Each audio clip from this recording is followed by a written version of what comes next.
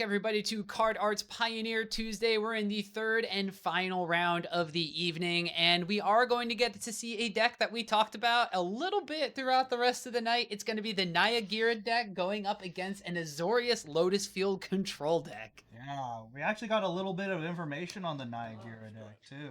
Well, let's just go straight into the game actually.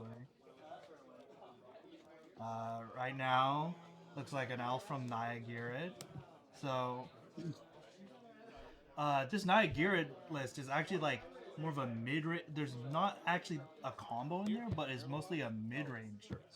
I believe that's the There it is. namesake card right now. Ghired, something of the wild. And then Tinfang, we've seen him multiple times before on these streams before, but he's playing Blue-White Lotus field. And yeah, here's Ghired Maneuver Wilds. It has haste and non-token creatures control have tap. Create a token that's a copy of target token you control that enters the battlefield this turn. A lot of token. Yeah. So basically, what you're looking to do with this card is you play something that makes a token, and then all your other creatures will tap that turn to make a bunch of other tokens.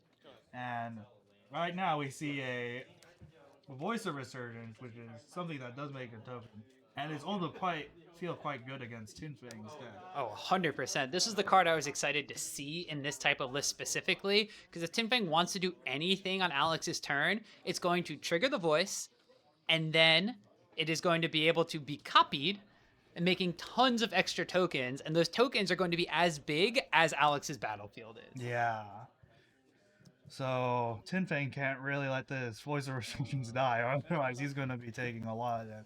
Well, here's another really strong card in that deck. Is it Sandstorm Shaper? I believe it's called. It's a splicer, so it comes with a 3/3, and then you can tap it and pay 2 to put a +1/+1 counter on each token you control. That seems pretty good in a token-based aggro deck. Yeah. So, yeah, 3 mana 1/1, comes with a 3/3, classic splicer, stat line, and I believe he's tapping his Voice of Resurgence to create another golem. Oh, There's a lot of golems coming into play. Creatures to make another golem. Oh, swings face with Ghired, trying to push the damage a little bit. Says, three golems, that's enough. 9 power. Right there. Yeah, and, we had a little bit of life total changes from the earlier swings as well. So Tinfang actually all the way down to 11 already. Phasing down like 20 damage worth of stats right now. So might be a little difficult to kind of climb your way out of that one. Just swinging him for 9. This does represent Settle the Wreckage, which we know that Tinfang has in this version of his deck. Also has a Wandering Emperor in hand, maybe looking to, just get rid of the Ghired. Could also be getting rid of the Salvager to stop the shenanigans. I do believe he might... No, he takes 12 damage here because Alex is tapping the Salvager to put a +1/+1 counter on all of his golems. And, wow. Yeah, have a bunch of 4/4s smack you in the face down to 1. Oh, Tinfang is basically on board wipe or down. Oh, no! Stop the face! Stop the face for lethal. Dang, so the Ghired deck is going to take game 1 easy peasy just like that. And here I thought we were going to be in for a long one with Tinfang on Lotus, Blue-White Lotus control. But this Ghired deck is pretty fast. That was so fast. So it was, in case you missed it was turn 1, Land War Elf. Turn 2, Ghired. And then turn 3, we played Voice of Resurgence. And then Tinfang was basically like, okay, well, I can't really do a lot of things on your turn because this voice is going to be making a lot of tokens. Kind of just played a land, passed a turn, and then we saw the Splicer, the Sandstorm Salvager, come into play. And it was Golem Party City. Yeah, tapped 2 creatures for 2 more golems, push 3 damage with Ghired. Because Ghired is a 3/3 with haste. That's still like a pretty solid body right there. Oh yeah, and from this Ghired deck too, there are a lot of kind of dead cards in Alex's deck in this matchup too. He very graciously shared the deck list with us beforehand, so I have it pulled up now for us to look at. We do know that there are definitely going to be 4 Chained to the Rocks that are not going to be here in this matchup after that game, but the deck in and of itself has Bone Crusher Giants, Elvish Mystics, the Ghired's, Llanowar all these mana dorks and everything, and then a couple of cards that you may like, such as Magda the Horde Master. Magda the Horde Master. Make those treasures and then turn them into 4/4s and make more 4/4s with your other creatures. We got Roxanne's Starfall Savant too to make meteor tokens over and over again. Yeah, and start pinging his opponent's face or like anything on their board too. And then a spicy one of Valdarin Thrill Seeker to fling some stuff at people's faces. So no Vaultborn Tyrants. Oh, unfortunately. I mean, maybe you can come with a list later and play some Vaultborn. Maybe, but there is a Gigantic Companion, so that would indicate that no Vaultborn Tyrants coming out from Alex's list. Yeah, exactly. But speaking of sideboard slots, there are potentially going to be some Magebane Lizards coming in from this list. If Alex is worried about, I don't know how much his list cares about Temporary Lockdown. There are a lot of tokens, so Temporary Lockdown seems pretty good, but casting a Pick Your Poison after your tokens go away doesn't really get you much. Yeah, I do think Team Fang's on Temporary Lockdowns and is probably boarding all of them in right now. Yeah, and then some interesting things also from Alex's side of the deck is something that we saw from the Mono White Humans list previously, which is Redain, God of the Worthy. So that is going to make Snowlands, which aren't very relevant for Tin Fang's deck, come into play tap, but non-creature spells that cost 4 or more will cost 2 more. So Discontinuity is going to be an additional 2 mana, even if it's played on your opponent's turn. That means that Settle the Wreckage and Board Wipes are going to be 6 and 7 mana. Teferi Hero Dominaria, also 7 mana. Just this taxing effect could be very difficult. And we'll see if Tin Fang the Azorius Lotus field normally doesn't play a ton of counter spells, and I know that Tin Fang's deck specifically kind of boards in towards more of an aggressive kind of sideboard. Like we have Blessed Alliances and stuff. We'll see if any of that stuff winds up coming in from his side too to deal with some of the single creatures, but it's not going to do a lot against a board full of tokens. Yeah. Alex's deck has really explosive turns, so we'll see if Tin Fang can stave off the horde of 3/3s that came at him last. Well, it's already a little bit slower this game because there's no Llanowar Elf on turn 1. And it looks like there is, however, a Voice of Resurgence, which is a very powerful play in this control style matchup. And it resolved, so Tin Fang immediately goes for the discontinuity. Yep, so Lotus Field not going to wind up needing to sacrifice those 2 lands. So that's going to be very important if there's like a Redain next turn coming out from Alex, because that will mean that this Lotus Field will generate 6 mana if there's 1 additional land next turn. So right now just representing 5 face-up mana, and then we see a couple of extra lands in Tin Fang's hand, it looks like. Yeah, that 6 mana is going to let him cast like Settle the Wreckages, which is going to be really helpful against Alex if he decides to flood out, or even like just to remove the Voice of Resurgence, honestly. Oh. It looks like that may be... Is that another... That's not a Sandstorm Salvager coming out. I think that's just an Elvish Mystic, yeah. That's the promo Elvish Mystic. Promo Elvish Mystic. I'm going to find the specific artwork just because I can. Tin Fang, during his turn, casts the Wandering Emperor to try and get rid of the Voice of Resurgence, and while not proccing it, which is very nice. Don't want to leave Alex with like any kind of tokens that he can use Ghired to make copies of. Minus on the Voice of Resurgence, gain 2 life. And that's one problem for Tin Fang that he doesn't need to deal with anymore. Though he will lose he might lose the Wandering Emperor next turn if Alex decides to swing at it with his Elvish Mystic. Most importantly, exiling doesn't make that token, so there's going to be no Ghired shenanigans that could wind up happening this turn because of that. But we'll have to see what the follow-up here from Alex is. Just playing the Jetmir Garden, so not going to be playing a 3-drop.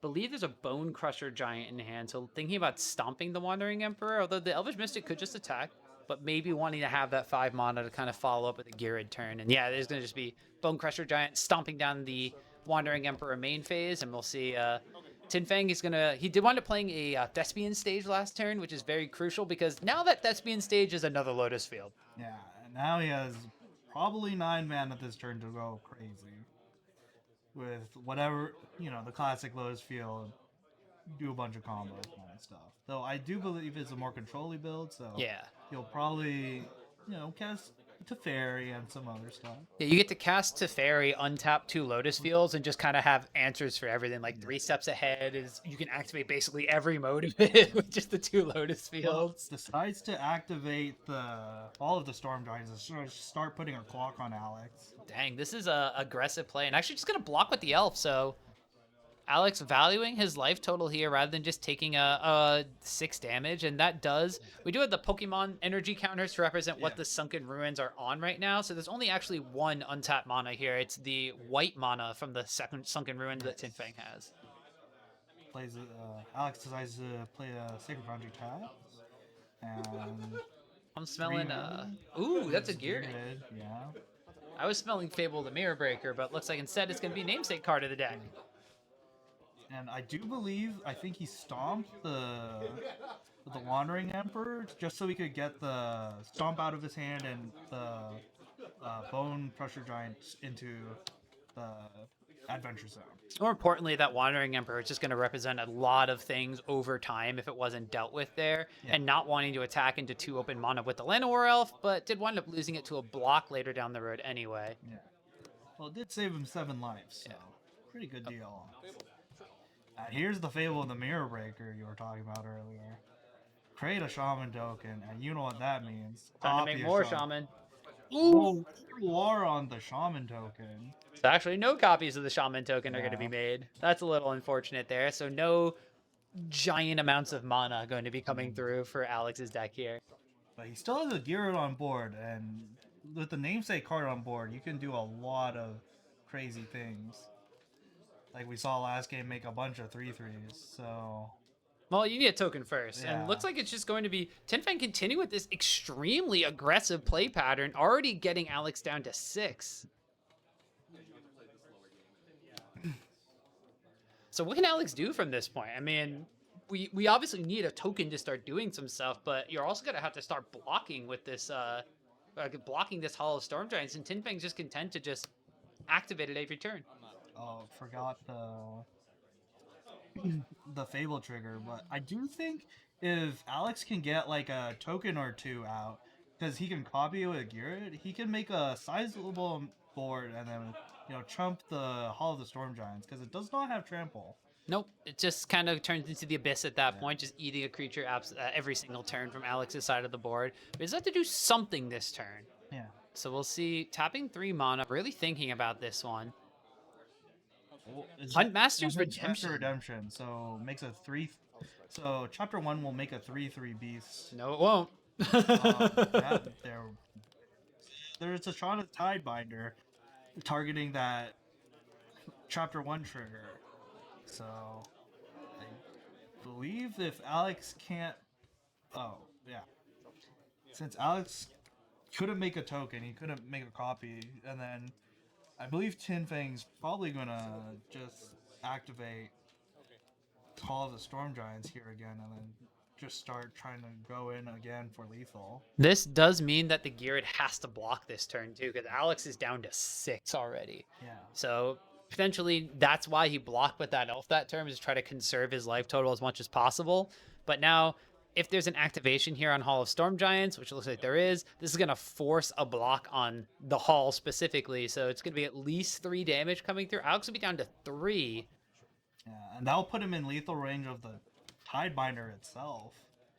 It's looking pretty dire situation we're at. Oh, and... So Alex right now, he has Chapter 3 of Fable. Chapter 2 of Huntsman's Redemption can get him a creature. So you can stack it so that Fable will flip. Then you could stack the Fable to Huntsman's Redemption to find something to cast. But I'm not sure what he could potentially find. Roxanne. Roxanne entering the battlefield would then be able to kill the Tidebinder, but then he has to block with the Roxanne on the Hall of the Storm Giants. Yeah. Well, he still also... So I think that might be good, and as well, he later turns he still will have the Bone Crusher Giant to pass from the Adventure Zone and then trouble with the hall some more. That's true. He does have the Bone Crusher Giant on an adventure. Okay, so he's flipping the Fable right now. We'll see if he declines the Huntsman and Redemption's trigger. Looks like he is Yeah, it's a May the effect. May ability. So debating if he wants to or not. There looks like another Bone Crusher Giant in hand. So stomp the Tishana's Tidebinder and then have another Bone Crusher Giant as a blocker is still a viable path here. So Alex is not quite dead on board yet. Tinfang only has 1 mana available, and that Thespian stage has not been turned into a Lotus Field yet, so it's just 1 colorless mana.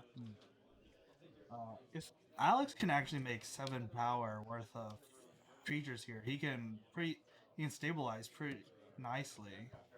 Because he would have something that can threaten the trade on the Hall of the Storm Giants. So we do see it stomp, and ooh, it's actually going to be the Salvager again. Yeah, Sandstorm Salvager, which can put a 1/1 in actually in front of the Hall of Storm Giants, which is pretty neat. Oh, actually, I believe he would just block with a 3/3, and then he can just keep copying the Sandstorm Salvager, making infinite 3/3 chumpers, basically, or 1/1 chumpers, and then more 3/3s over time for value. Yeah, it's not quite infinite, and we don't have the Ghired on the battlefield anymore to make it a ton of tokens. It's just going to be a normal amount. That's like Tinfang untapping his lands here. You know what he's gonna do? I do think he has another Hall in his hand. Looks like.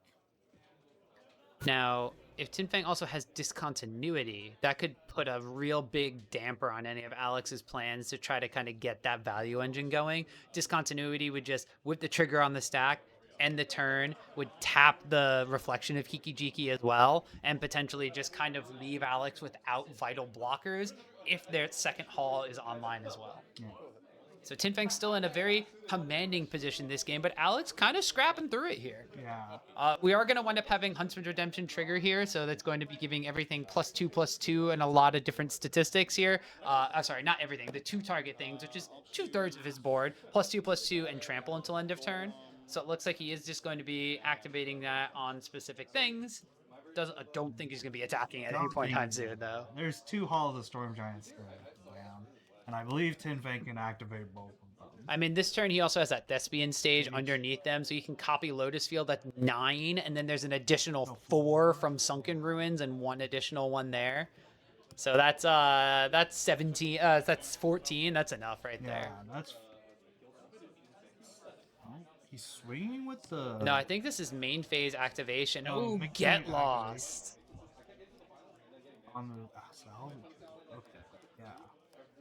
So there's a get lost pointed at the Sandstorm Salvager in response to the activation of the reflection copy. Alex is thinking of doing something right here. Maybe activating. Does not activate the Salvager in response. Alex is also in an awkward position here because he tapped his green mana for that, and I do see in his hand a Tranquil Frillback, but only 2 green untapped mana sources now. So that means the Tranquil Frillback. Oh, sorry, he has 1 additional land he can play. Cast the. Oh no, he didn't play that. He tapped that land, so he's just casting the Bone Crusher Giant. He's not actually going for the Frillback because the Frillback would gain him life, which effectively is the same as chump blocking for a turn. Crack a map on the golem. So just see what's on top. A Fable of the Mirror Breaker on top. Not too shabby. So you do get a counter, and he's thinking if he wants to keep that Fable. I'm thinking right now he's really kind of looking for Ghired. If you find Ghired, you're able to kind of represent a lot of damage on board and potentially steal the game against Tinfang. You can copy the Bone Crusher Giant and then have that available. You can copy some of the Golem tokens. But it looks like he did wind up leaving it on top. Just leaving it revealed so we know what's going on. Is he activating Storm? No, he was just moving it to the front, Okay. trying to doing some math, and then moving it out of the way. So he did turn that Yeah. extra Thespian stage into his third Lotus Field of the game. So, I believe here he's activating the Lotus Field or Hall, and then yeah, he does have enough mana to activate the Hall again, and then he's going to force Alex to trump with both his creatures here. Oh, but get and the lost. Growlers. It's GG. That's just GG. So Tin Fang is actually going to be evening up things at 1 game apiece in this match. Yeah.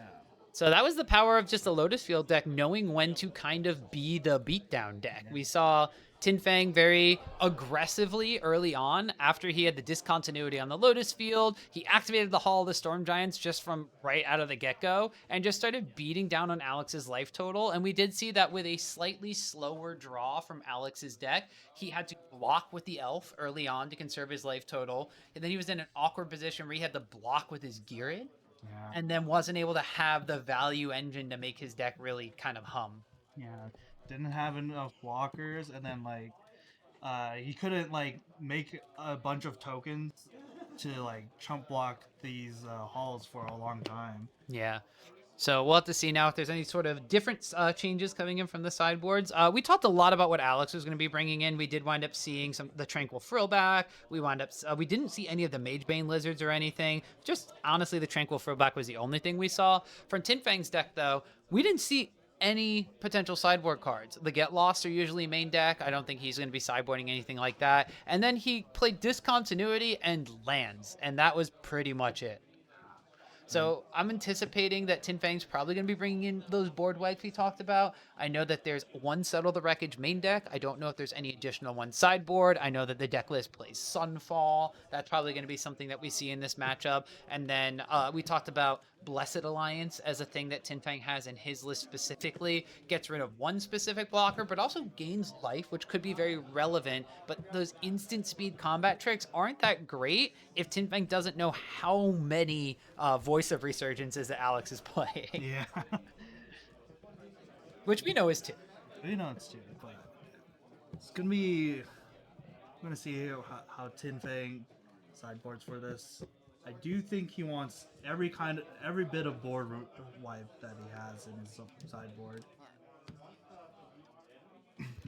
But Alex, however, is very crucially going to be on the play. And in game number 1, we saw turn 2 Ghired really get the ball rolling. And then like turn 4 was just a flood of golems coming in from those Sandstorm Salvagers. So the play draw on this one may be very heavily deciding how this game goes, especially if it's turn 1 Llanowar Elf, because Tin Fang's deck has no 1-mana removal spells like a Rakdos deck, like a Vampire's deck or something, has no 1-mana interaction to deal with that. Yeah, well, we'll see if Alex can replicate that really explosive start he had in game 1. And it's on Tin Fang to try and maybe hold up mana to stop him. Looks like both players thinking about keeping. We see Elvish Mystic, Voice of Resurgence, and Lands in hand for Alex. And Tin Fang's actually going to mulligan down to 6 for that one. Doesn't like what he saw. 2 land of good spells. 2 land of good spells tend to be. That's what I kept last time. Mostly worked out, but I still think that probably was it. So if Alex has that that Elf opener, so we saw Elf, we saw Voice of Resurgence. We didn't quite see what else is going to be in there, but Elf into Voice of Resurgence is already just a very kind of good setup against the Lotus deck, who in theory is going to be going land, go, land, go, land discontinuity to try to jump up the curve. There could be a Get Lost in Tin Fang's hand to maybe deal with a Voice of Resurgence or something along those lines, but that would still wind up triggering a token being generated from Alex's side. So we'll have to see here. Tin Fang did keep his 6 and is going to be that tap land start. And like we said, you can't do anything against these Llanowar Elves if you're the Azorius Lotus deck. And it looks like there might be a Get Lost in Tin Fang's hand, so maybe he didn't see enough early interaction in his first hand and decided to throw it back. Oh, that's a temporary lockdown that's a on the top temporary too. lockdown. So Oh. Get Lost and temporary lockdown in hand. That's perfect. That's exactly, I think, what Tinfeng wants. Mage Bane Lizard, though, from the sideboard. Though it might not do much this game. Because it is 2 CMC, but it is a card that has been popping up in sideboards of red decks to deal with Lotus Field decks right now. Ooh, and this is a Ghired too, but ooh, Tail's End. That's a Tail's End! legendary That's spell. a legendary spell. Tail's End counters, I believe, a legendary spell or a triggered ability. Yeah, this is like extra copies of Discontinuity for your own Lotus Field normally, but in this matchup specifically, it's just hard counter spell for the Hard namesake counter card. Ghired. Quite a good card here. Plays a Thespian stage and passes. So Tinfeng opting for more of a control-y game game. Yeah, and Tinfeng did wind up taking the damage from the Magebane Lizard there. Interestingly enough, Magebane Lizard in this deck specifically from Alex seems pretty good when he's running 23 main deck creatures and only like 15 ways he could potentially hurt himself, but most of those are bigger enchantments. Yeah. The nice part about it is that you can also tap it for Ghired activations. And there's that Sandstorm Salvager coming out as well. So Alex with big board state right here. Kind of hoping that Tinfeng doesn't have any sort of removal spells or any sort of board wipe at this point in time. One card in hand? Yes, sir. Tinfeng draws his card. We do know that he has a temporary lockdown, so it would be able to get rid of everything but the Sandstorm Salvager here. Which would be really bad for Alex, as Tinfeng asks, how many cards in hand? And Alex goes, just one.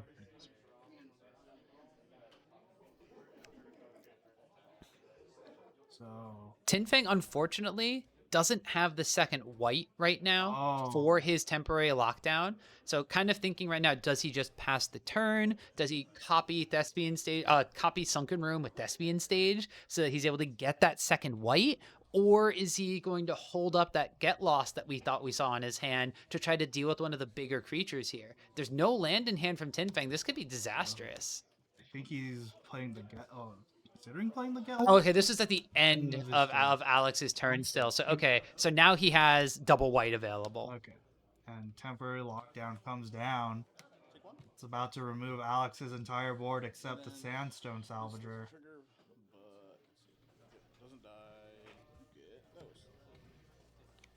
Yep. And Alex just basically hands over his entire board to the temporary lockdown. And this is where, if he did sideboard in Pick Your Poison, it would actually be really good. I believe there's a land in Alex's hand, and it passes his turn. Is another voice in his hand? Is that what that was? I'm assuming if there was a voice of Resurgence, it might have seen a quick slam down on the battlefield. Maybe it's just no land. Oh, it's a Elvish Mystic. That's the promo. Okay. The promo gets us again. It's so simple. It's so like. Oh, it's looking good for Tinfeng right now. He was able to catch Alex overcommitting a little bit too much to the board. And cast a Memory Deluge to refill on hand. Looks at the top four. Let's see which ones we're going to take. Almost shows the camera. That would have been nice. I don't think he needs to show. He's in a pretty dominant position right now, even without a Lotus Field in hand. Just kind of playing slow Azorius control here. Yeah. So we have 5, potentially 6 mana from Tinfeng. There's still the Get Lost. There's an Impulse. Just land, go. Doesn't have to do anything. Knows that there's just a 1/1 on Alex's side, and that's not a fast clock. Alex looks like he keeps drawing lands and has to add Gigantha to his hand. Yeah, potentially could have done that last turn, but just potentially missing the fact that Gigantha was there. It's very difficult to remember you have companions all the time. And now Tinfeng looks like he's just going to be chaining Memory Deluges, and next turn could actually flash them back, so... Commanding position from the Azorius Lotus player, just kind of devastating for Alex after looking like he was in such a great position and just getting locked out of the game with a lockdown.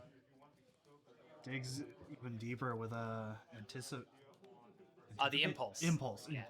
Impulse is the one that's the older card, usually had the old guy on it, but this one is like Teferi's silhouette, so it's a little different. I always get Impulse and Anticipate mixed up. One is 4 cards deep, and one is look at the top 3, take 1, and put 2 on the bottom. All right, so just Tin Fang now untapping. All that was done at the end of Alex's turn. Discontinuity in hand looks like off of one of those many kind of pseudo draw spells, but gonna be tapping 5, so that means big bad Teferi, Hero of Dominaria. Doesn't even look like Tin Fang needs a Lotus Field here. Just like playing like a regular blue-white control deck. Plays another Sunken on blue and draws with the fairy. Yeah.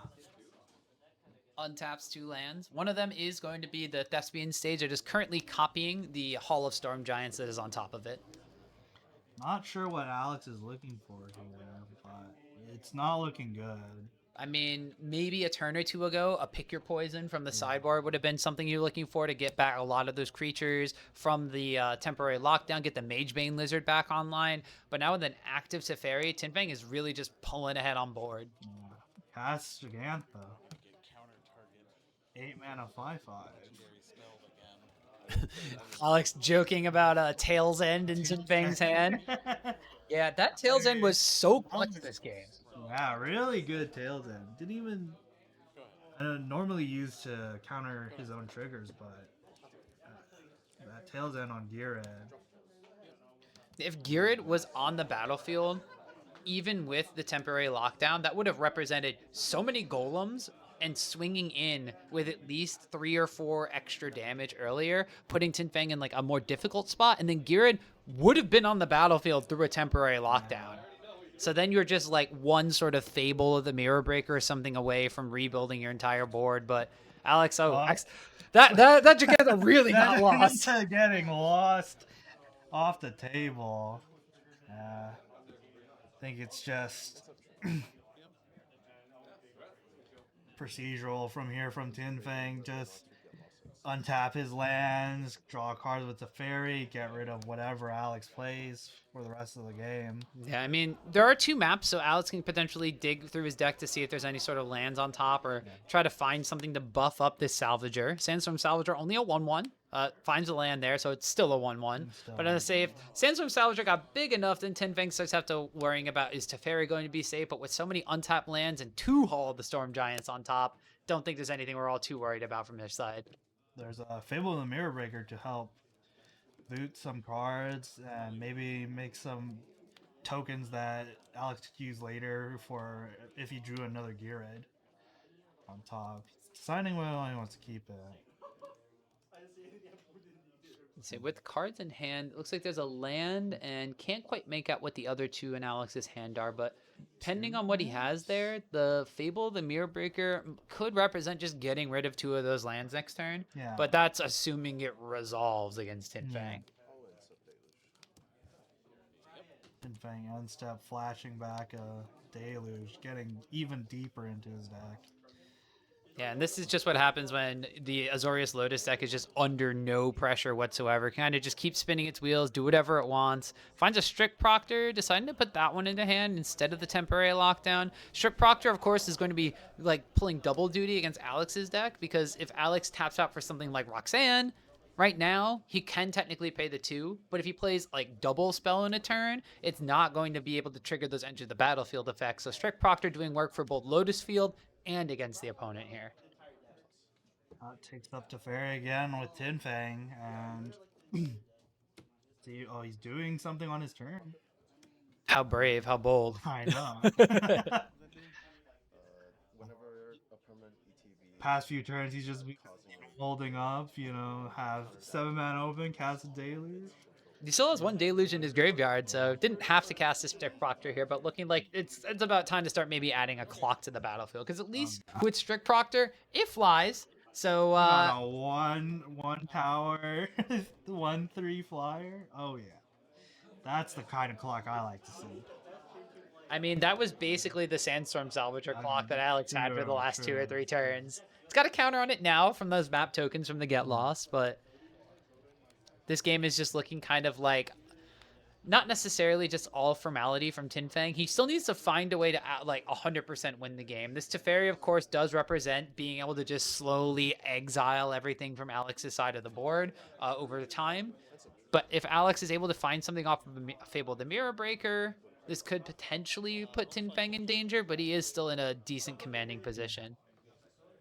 Oh, he does play a Lotus Field. I didn't catch when he played that, but now I believe starting next turn, since he's gonna have so much mana left, he's gonna start activating the Hall of the Storm Giants and start trying to put the beats on Alex. Yeah, I think he played that Lotus Field right after the Strict Proctor, and now it's untapped because of Oh, Teferi. true. Yeah.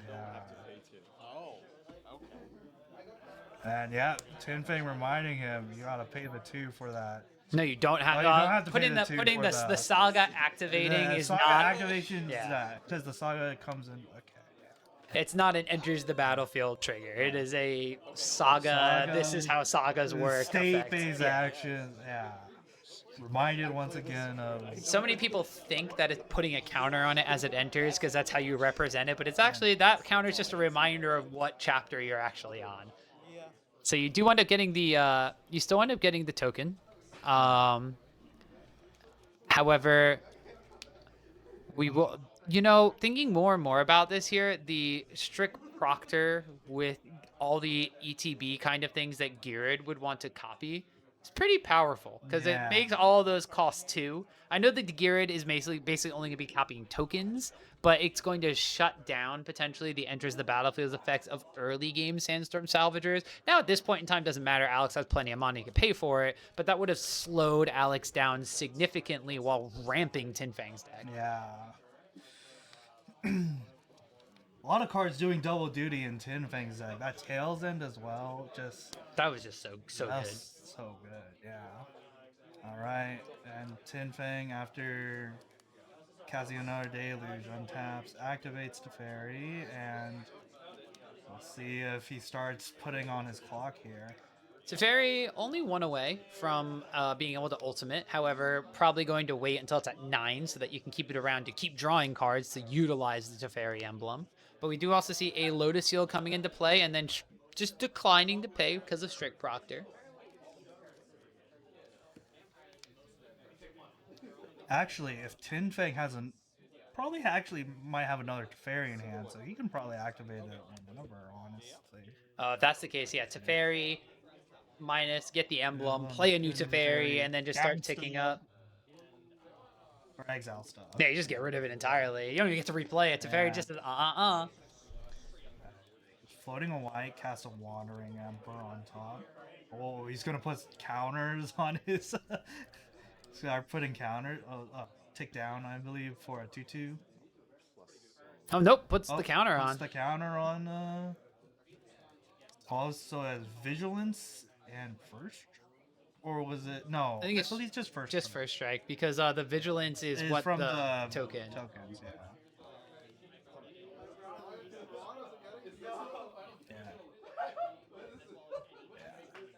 Here comes the 8/8 First Striker. 8 damage coming across to Alex. Alex debating if he wants to block. Nope, does not. Just takes his beats. And he's gonna, in response, put a counter on his his Goblin Shaman, and then Tin Fang, not letting Alex have anything, gonna auto-war the Goblin Shaman. And I think this is sort of just putting the seal on the deal here from Tin Fang. And so we are going to get a rummage effect here, just the discard draw from Alex on this Fable the Mirror Breaker, but I'm not seeing anything that in his deck. He could draw into a Bone Crusher Giant, stomp the Teferi, and kind of stem the bleeding of that ultimate ability for a little bit. But this Hall of Storm Giant is going to be a 9/9 next turn, then a 10/10. Tin Fang can start putting the counters on Strict Proctor, which flies, and Alex can't block right now. So I believe next turn, Tin Fang just gets the Teferi emblem, and Alex is just not going to have anything left on his board. And looks like it might be lights out next turn, actually. Alex topping 4 for a. Is that? that's Redain. Oh, is this the discontinuity on the Redain? So it's going to end the turn, which will exile everything on the stack, including the. Which means the Redain will just be exiled. kind of like a counterspell and a time walk. All in the same package. Man. Just for the low cost of 6 mana on your opponent's Yeah. turn. Low cost. But hey, if you want to Yeah, end but, your own I mean, turn, you have a lot of mana as Lotus Field, so he is like what 14, 15 mana right now. there's 3 Lotus Fields on the top of the screen. So that represents 9, 10, 11, 12, 13, 14, 15 mana, yeah. Oh yeah. Ticks up Teferi. Now we're in emblem range for Teferi. Slip to Fairy. So if it's not going to end through combat damage, it's definitely going to end through Teferi exiling Alex's entire board here. Yep. This has been a remarkable flow. He has, I believe, 3. Is that Tishana's Tidebinders in his hand? I think so. Yeah. And then another Deluge. So I don't think there's going to be any triggered abilities coming in through Alex's side. And is plus on the Wandering Emperor targeting a Strict Proctor. Just in case, now we can start flying over things. Yeah. Because this Sandstorm Salvager is probably just going to be on blocking duty. Yeah. Oh yeah, Tin Fang keeping the Hall of Storm Giants up front, but not actually activating it this turn. He's activating the Hall. We all know. He has enough mana for. Yep. Alex down to 8. Now in the range of just the Hall of Storm Giants. If Tin Fang has a discontinuity in Alex's upkeep, it's just over. And there's a Memory Deluge in hand. There was at least one of those Tishana's Tidebinders we talked about earlier. But if this is just upkeep discontinuity, it's GG. Honestly, end step, flash in 3 Tishana. We had to discard the hand size. Discard. Oh yeah, discard deluge to hand size. Does not look like there's a discontinuity. Oh. Tails End. On his trigger to flip the Fable. Yeah, just kills the Fable outright. No creatures for Alex. And Alex did draw Bone Crusher Giant, which represents if Tin Fang has nothing to counterspell this with, it does represent keeping Teferi off of Emblem and blocking the Hall of Storm Giants for a turn. yeah. But I think that's a discontinuity in Tin Fang's hand, so just kind of making sure that Alex has nothing to play. I don't think it can do much better. If there's a Just concedes. just concedes, yeah. Is that a discontinuity? I think it was. I don't know. There are a lot of full I don't art know. cards in there, and I'm not entirely sure of like what each of them actually is. But Tin Fang able to take that one 2-1. So the Naya Ghired deck, unfortunately, as much as we wanted to see from it, it did have a really explosive game 1, and it was really cool looking. But Tin Fang's Azorius Lotus control deck just a little bit too consistent, a little bit too powerful. Game 2. On the play, it was a very powerful thing to see that temporary lockdown kind of like completely flip the game on its head. And then we wind up seeing in game number 3, very similarly, a similar kind of thing there. The temporary lockdown was game number 3. Game number 2, he just kind of played Lotus Field discontinuity and got too far ahead on things and just dealt started with the gear. doing 7/7 beats super fast. Yeah, he decided in game number 2 when he was going to be the aggro deck and start kind of putting a clock down on Alex's deck. Alex just kind of did chump block to keep himself alive, which kind of got rid of those interactive Ghired pieces from the Naya side. And then because of that, he didn't have anything to really kind of like power through the rest of the game and just wound up kind of just dying slowly to Hall of the Storm Giants. And then game number 3 was where we saw that temporary lockdown. Once Alex had everything on board, was in a great spot. Temporary lockdown, got rid of the token, got rid of everything except for just the Sandstorm Salvager, which lasted all the way up until the second to last turn because the whole of the Storm Giants just started beating down too much. That was one tenuous Sandstone Salvager, but that's what happens when you play a token deck against temporary lockdown. Yeah, it's a little bit difficult, but I mean, the temporary lockdown is obviously something that would keep a token deck sort of out of the top echelons of the meta, but we did see a lot of 3-mana creatures. We saw Llanowar Elves and stuff that were going to be able to kind of get ahead of the curve a little bit to play things. Game number 1 was Llanowar Elf Ghired Swing for 3, which is pretty solid, and then the follow-up was Sandstorm Salvager, make a bunch of copies of my golems, go. good luck. And then we saw the golems kind of taking the game away from there. So cool things that the Naya Ghired deck can do. I was a little surprised that there were no pick your poisons that wound up coming in. Oh, at least we don't know if they came in. Alex did kind of flood out in game 3. We didn't see them in game 2 either. So we didn't really see how many different kinds of sideboard cards he did put in there besides just the Tranquil Throwback that we saw in game number 2. But still, Tin Fang's deck, just solid construction of the Azorius Lotus control deck. And we even seeing like those Tails Ends playing double duties. So many cards in Tin Fang's list kind of had two different functions, a defensive one and an aggressive one for his own deck. Yeah.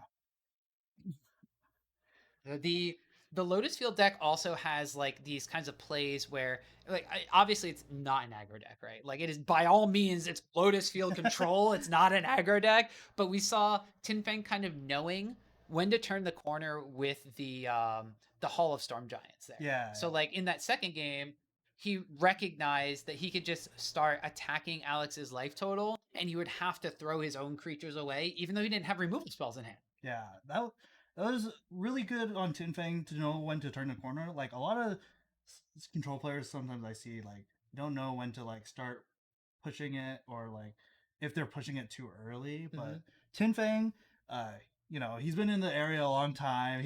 He plays his deck to a really high level, gets his like RC invites, and then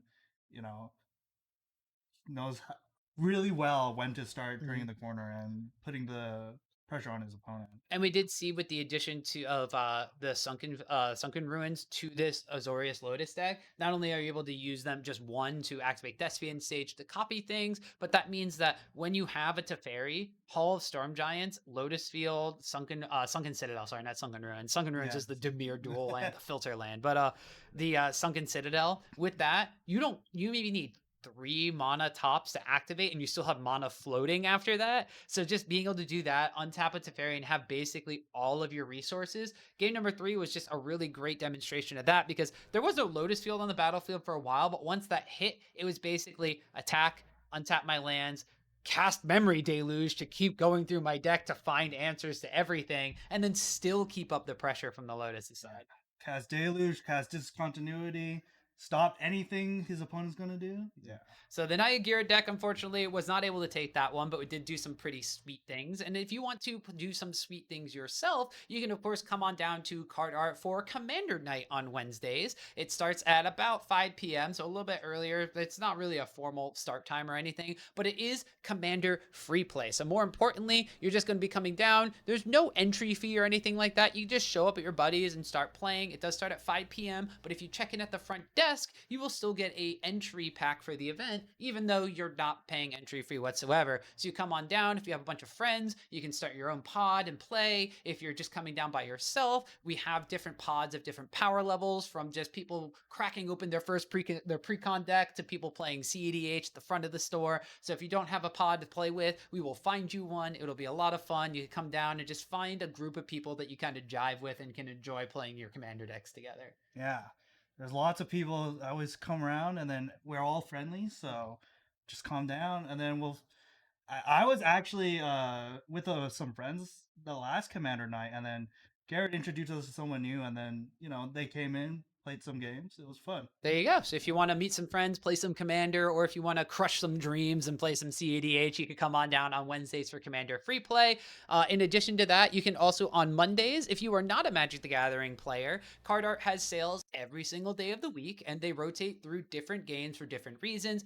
Mondays at Card Art are Yu-Gi-Oh days. There's Yu-Gi-Oh tournaments, but more importantly, you get 10% off on all Yu-Gi-Oh singles for just shopping at the store in person. So if you're a Yu-Gi-Oh player, you come on down on Mondays, get a little bit extra off on some of the cards that you may be wanting to slot into your decks to play for the tournaments that we have. I think it's Mondays, Thursdays, and Sundays. Almost every day. It's almost every day. There's a lot of Yu-Gi-Oh at the start. Yu-Gi-Oh. So you come down on a day, and I'm sure that people will actually be willing to play with you even if there's no actual event going on. I know there's also a Yu-Gi-Oh League at the store too. Yeah. So when you do actually enter an event, Card Art keeps tabs on a league play. You don't have to pay to enter anything. It's just for funsies for free. You play in the Card Art events. They tally your scores at the end of every single tournament or event that they hold. And at the end of the month, there's prizes that go out to people who are on the leaderboard for the actual little league that they're doing. I don't know how deep the prizes actually go. I know it's not just first place; it's a couple of different people too. So cool promos, cool prizes from the store and stuff like that. So if you're not just a Magic player, you can still come on down to Card Art and find something you definitely enjoy.